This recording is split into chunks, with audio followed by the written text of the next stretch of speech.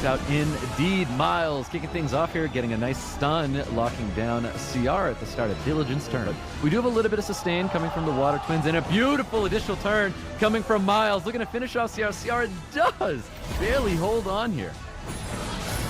But not for long, as the Velajuel comes in with that punishment, and the Sierra is down, with the Miles still being alive, although at very low HP.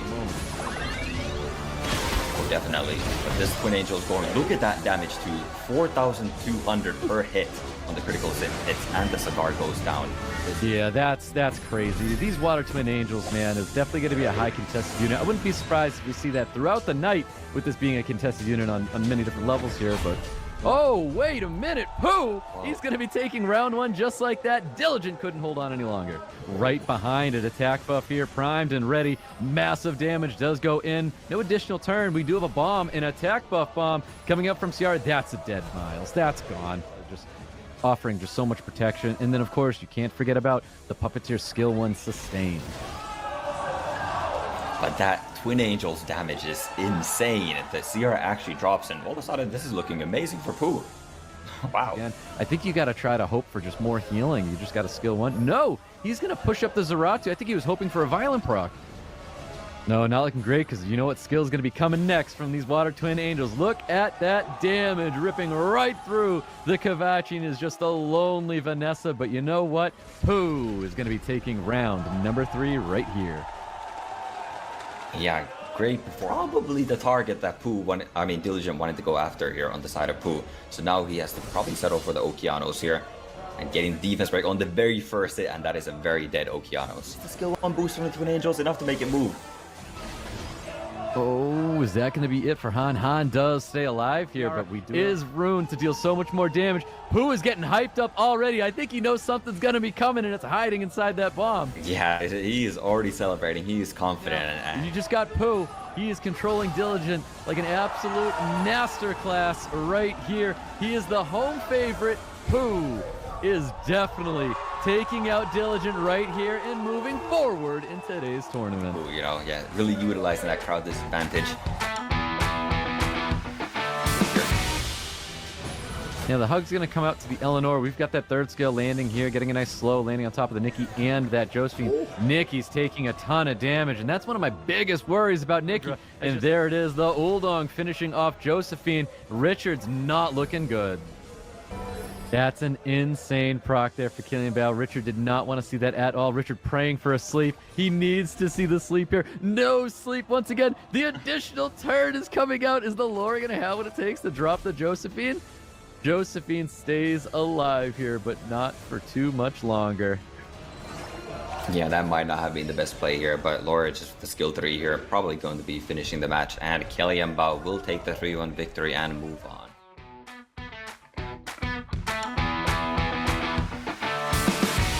Matsu just yet. He lands that defense break, capitalizes on that damage as well. Patter's taking a lot of damage right now from that defense break.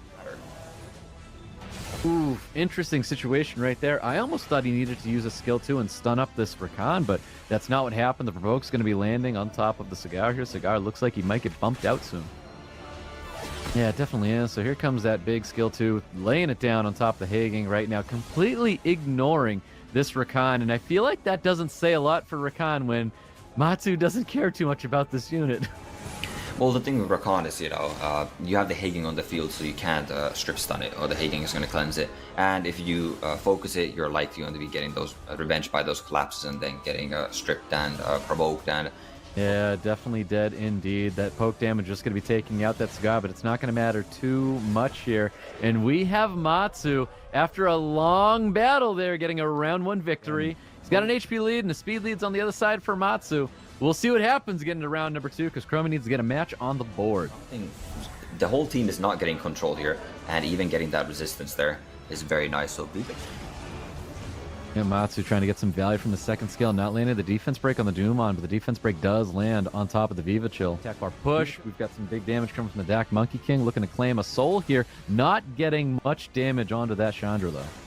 Missing that strip provoke on this Villager. I wonder if it's built on high resistance as well. But now losing that Vivichel, and all of a sudden, the tables have turned here, and Matsu is looking to have stabilized.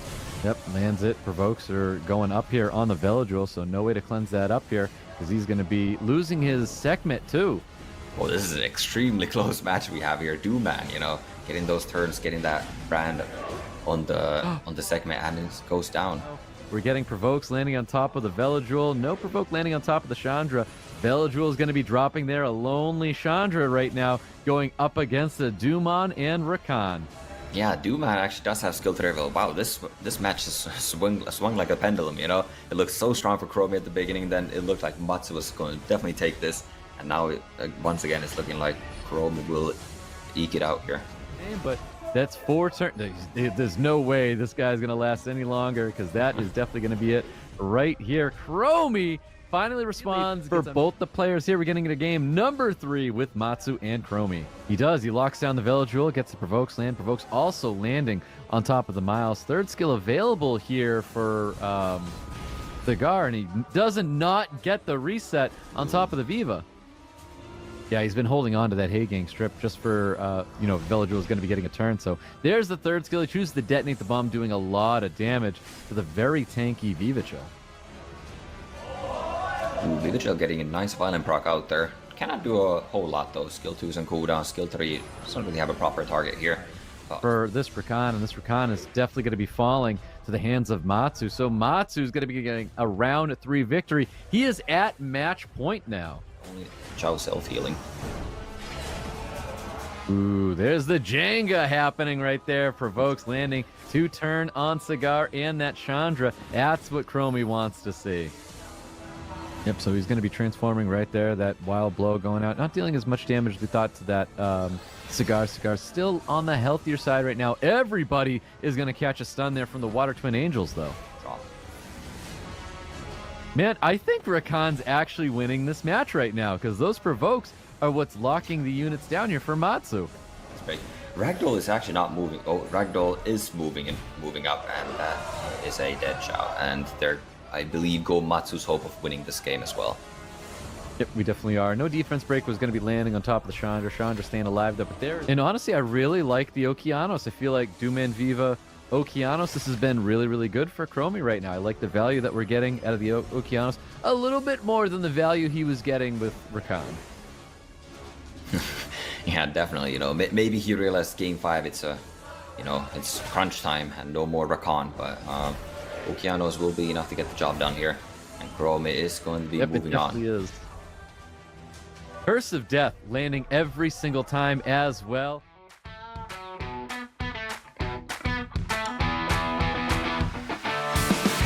Veladril could be boosting up his team here with third skill, but often go with a massive second skill damage onto Elsharian. As soon as possible. Yep, there it is. Reapplies the defense break, gets the additional turn as well. This third skill will be getting rid of Elsharian here, and landing the reset on the Ashore. The nation here, able to just like cycle his entire team. That is such a wonderful either crit rate or crit damage build that he has on this Veladril, because it's providing lots of damage for his team. The attack bar pushbacks coming out here. Look at this damage, man. 16k coming from Veladril.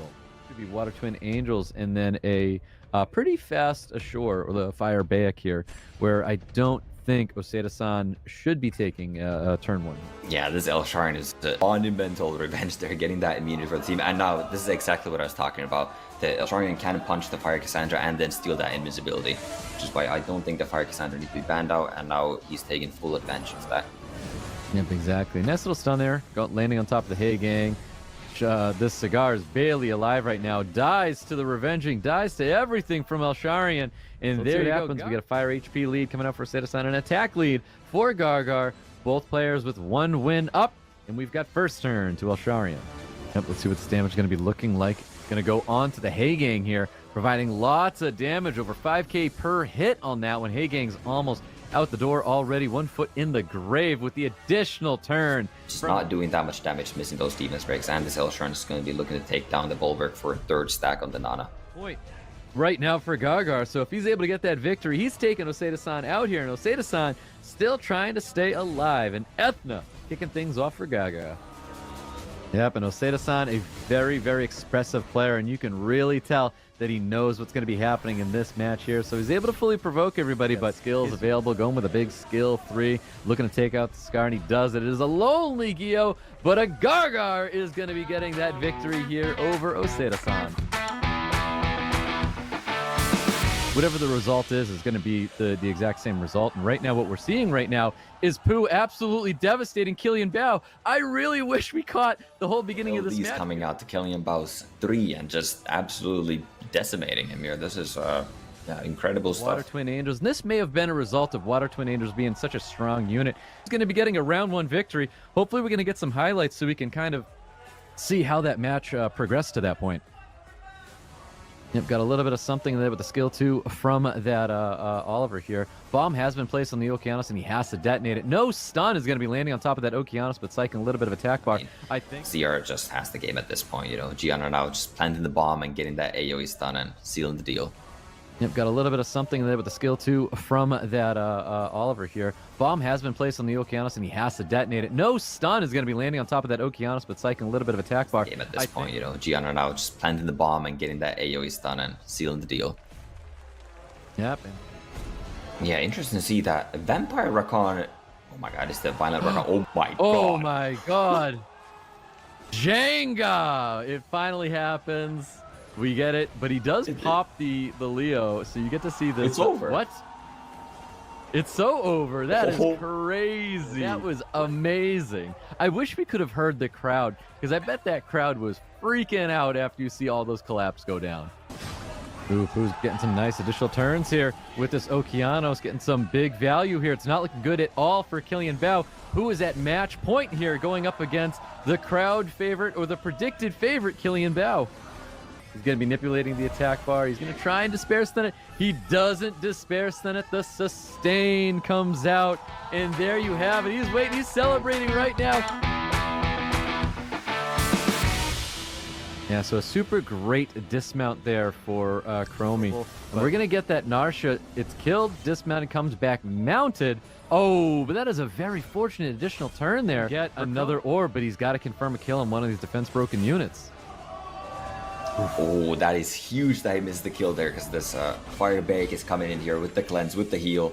Yeah, for sure, because that's going to be a dead Narsha right there. We've got Curse of Death coming out on top of the Gyo. Gyo losing a ton of HP right here, and those additional turns are not going to help it. Here, and the Narsha might be looking to pick up another. Oof, that was a lot of damage going towards Narsha, but it gets the additional turn with more damage going towards Viva. Garrgarr getting a match on the board. Knowing that, you know, Masha can see a ton of damage coming out here. Balio is going to be brocking and, you know, cutting in, but it's not going to matter too much when that dismount happened there. Yeah, that is a lot of damage coming into the patter. Just dismounting the Masha, and will Ragdoll have enough to seal the deal here? Oof. Beautiful stuns are going to be landing across the board right now on the Balio and that Chandra as well. To kill this Ragdoll here, but Twin Angels just going for the stuns and gets both. Oh, wow. Getting both stuns there with the Water Twin Angels. That's super, super clutch right now, and that's going to be it for the Chandra. Kuromi will be advancing to the World Finals and the finals of the APAC Cup. Congratulations. Yeah, let's see if that's what's going to be happening here. Veronica is going to be taking turn 1, looking for a full team reset, and it lands on everybody, of course, except on the Ciara, though. Probably losing, and it is not looking very good for Garrgarr. Get that cooldown increase on the Twin Angels, and Veronica pummeling more damage here. There's a lot of damage with the Dotsk too. Like a very similar result that we had in that first match here, where the big skill 2 can happen here, but I think he just skilled. No, he's going to go for it. He's not even worried about the verti-heal. Yeah, having the Tianlang on the field, just not even worried about the verti-heal. And there goes the Oliver down. Sierra is looking to make exit here. Can she get it? One more bomb before she goes. Well, it looks like Garrgarr is going to be taking a unit, but the additional damage is going to be rolling right through this. Kelianbao just looks like he's on like another world or another planet. Is this quality that we're seeing from his units in comparison to Garrgarr here. That is wild. And that is just going to lock down Garrgarr's team, especially with this bomb and the AoE stun, and the damage is also coming through with these bombs. And it's looking like Kelianbao will be making his way to the World Finals. Yep, so both bombs are going to be planted right there. He knew it. He concedes right away. Kelianbao is going to be making his way to the finals as our third place finisher. but the Twin Angels does secure the stun there, and Demon does not. Well, last we saw, it was actually on Despair. Yeah, so defense break lands on top of the Ciara. Chow with the Justice available with 1 unit down right now. This will deal a lot of damage, and it one-shots the Ciara. Yeah, getting that very fortunate crit. Yeah, the mid-drafted Chow ended up being the unit that absolutely carried Kuromi here, because he's going to be dropping that Miles, and it's just a Veladjul, and I think Chow wins that fight, and there you have it. He's definitely got to try. There's that third skill. It goes right onto the Viva with full attack bar, gets the full absorb, wants to push back the Patter as well now. Right back to third skill all over again. Things are really turning around right now for Pooh. And so there's a big shot and a big additional turn going out onto the Patter. Oliver trying to keep himself alive right now. There's the third skill, soaks up the attack bar, and it is going to be killing, or this Patter is going to be dropping to Oliver here. Wow, that is the incredible sequence from the Oliver there. Viva Chill does not get the sleep, and Ragdoll will secure the Kivermos. Wow, he was finally able to take a unit out there. So the Tian Lang is going to be dropping. I think that's going to be a bit of a sigh of relief.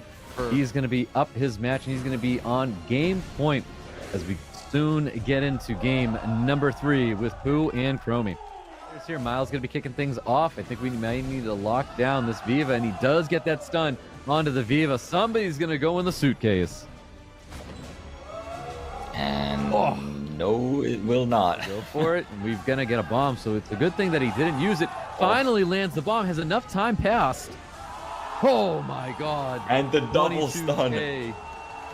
Oh, he's taking the headset off. This is it. He thinks he's got it right now. This Miles should be enough to finish off the Water Twin Angels.